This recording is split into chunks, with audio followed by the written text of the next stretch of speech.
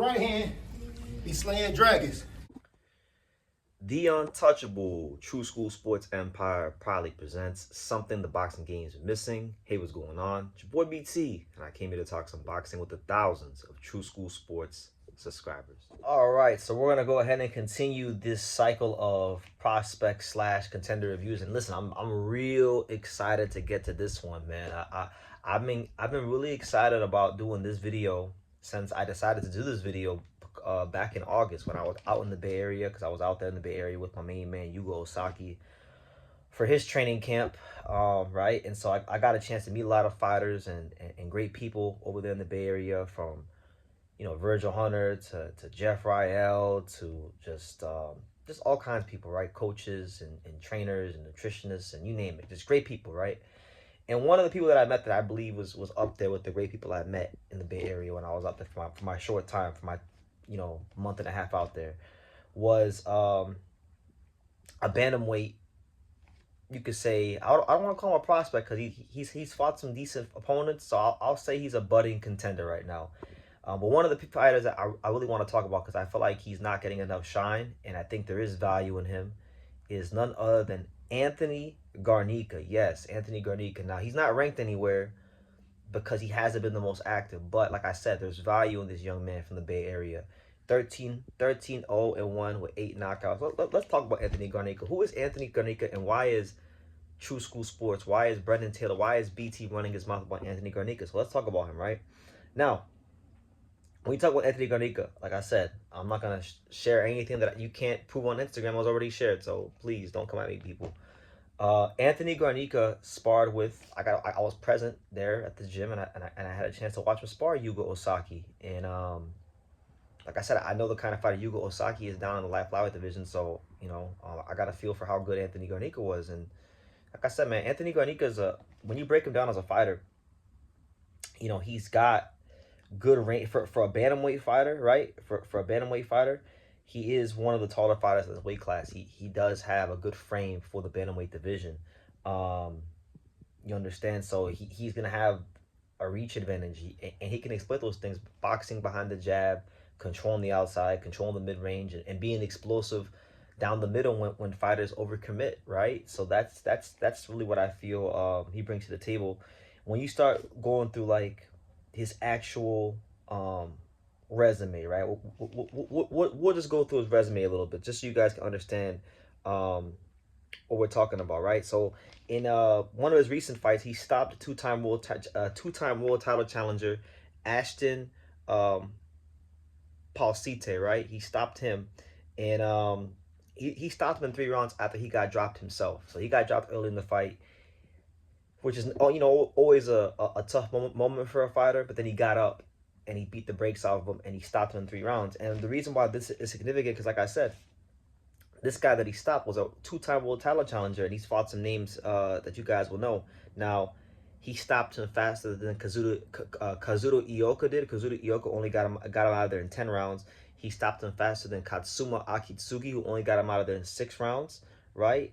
And he actually stopped him faster than the current IBF Bantamweight champion, Jose Salas Reyes, who got him out of there in 4 rounds. So Anthony Garnica, when you compare what he did to Ashton, he did better than a lot of guys that are bigger names than him. But we don't hear about Anthony Garnica, right? So it goes to show you guys, there's fighters out there that are doing really good things in the sport of boxing, but they don't have the machine behind them. And sometimes these guys are what we call diamonds in the rough, right? So he's one of those guys.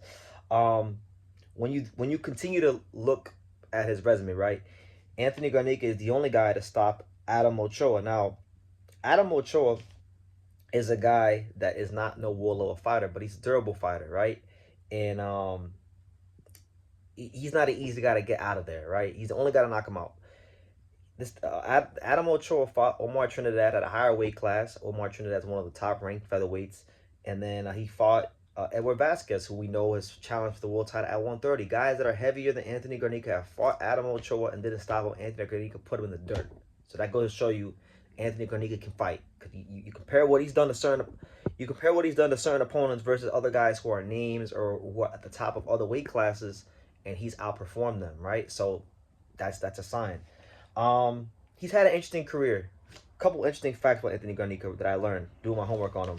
So Number one, Anthony Garnica is very close friends with Andy Ruiz Jr. In fact, one thing that I noticed when I was out there is that he has the Andy Ruiz Jr. logo tattooed on his arm. So they're very, very close. And there's plenty of interviews here on YouTube of him talking about Andy Ruiz Jr. because that's how close they were, right? Earlier in his career, because he's gone through it. Like Anthony Garnica, like, I don't know the whole story of his career, but I know enough to know that he's gone through it. He had a 5-year deal, right, at one point in his career with Golden Boy Promotions, and nothing came out of it. It was a 5-year deal. Nothing came out of it. Now, I don't know what the whole story is, but, you know, if you sign a 5-year contract with a promoter, a big-time promoter like a Golden Boy, and you don't really box and you aren't active, something happened, right? So, you know, he's definitely gone through some things there. And one thing I'll say about him, too, is, like, you know, when you go and you look at who he's fought in the amateurs, he's beat some guys that I know about. Like he beat one of my boys in South Florida. He beat Dominique Trap Francis, who's a good fighter, who's now at 130.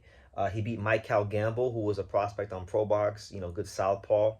You know, hasn't really done a lot in his career for whatever reason. So those are decent wins there.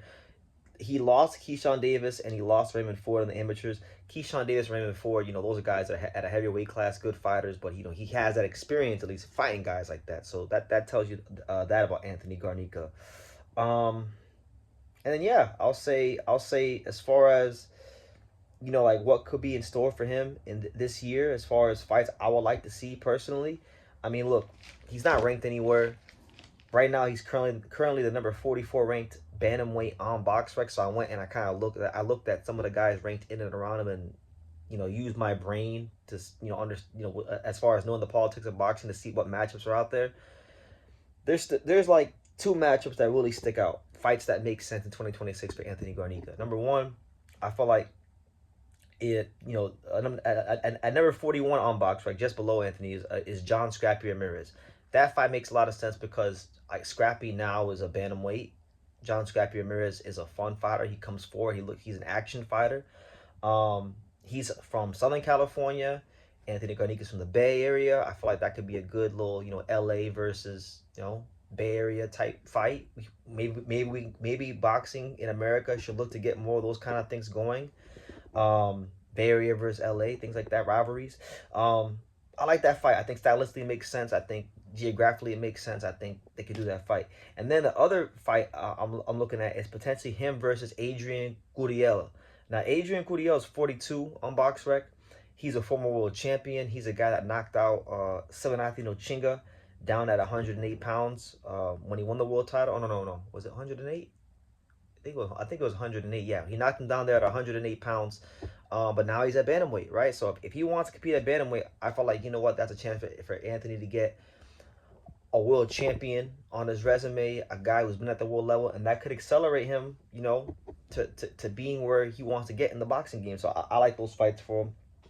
And if he can't get those fights, I just want to see him stay active, because I feel like with Anthony, from the fights I've watched, from watching him spar, from talking to him, for getting a feel from how he is as a person, I feel like there's actually real value in Anthony Garnica. I think if promoted properly, this is a young man that not only could he be a real legitimate contender and maybe even a potential world champion, I feel like even more so than that, he could be what a lot of fighters aren't, even when they are world champions, and that's a ticket seller, because he's a fun fighter to watch fight. He's a likable person, and he's gonna come and he's gonna come give people what they want to see, which is fun action fights, but in a skillful manner.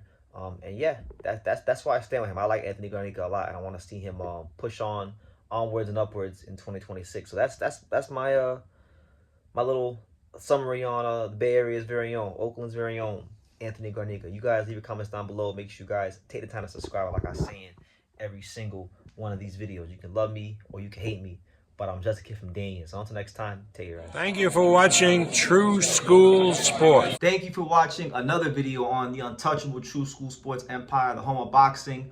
We're on the road to 100,000 subscribers, guys. So help us keep being great. Help us keep pushing out that real boxing content for the fine folks all around the world. And make sure you jab, you hook, you Mike Tyson, you Mayweather that subscribe button. Pops, show them how do they gotta hit the subscribe button. Pop, pop, pop.